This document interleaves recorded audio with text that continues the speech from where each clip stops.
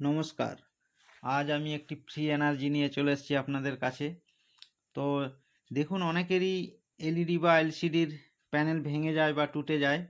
তো এগুলি আপনারা ফেলে দেন, কিন্তু আমি এগুলাকে ফেলতে মানা করব।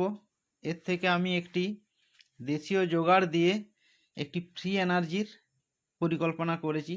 তো দেখা যাক সেটি কতটা বাস্তবায়িত হয়।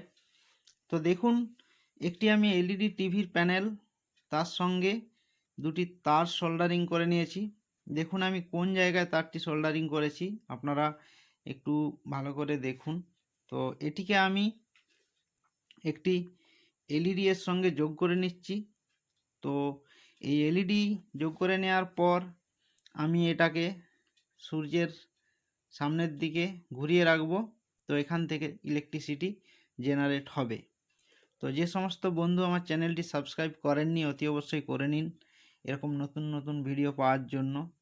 তো দেখুন, আমি এলইডিটি সেট করে নিয়েছি। এবার এটিকে আমি রোদের দিকে ঘুরিয়ে নিচ্ছি। তো দেখতেই পাচ্ছেন, রোদের দিকে ঘোরালে অলরেডি আমার এলইডিটি গ্লো করবে। তো দেখা যাক, এই যে দেখুন জ্বলে উঠেছে এলইডি। তো এটিকে যদি আমি কোনো কারণে ছায়া করতে থাকি, তো অলরেডি এলইডিটি নিমে যাবে, কারণ এটি একটি সোলার প্যানেল রূপে কাজ করছে।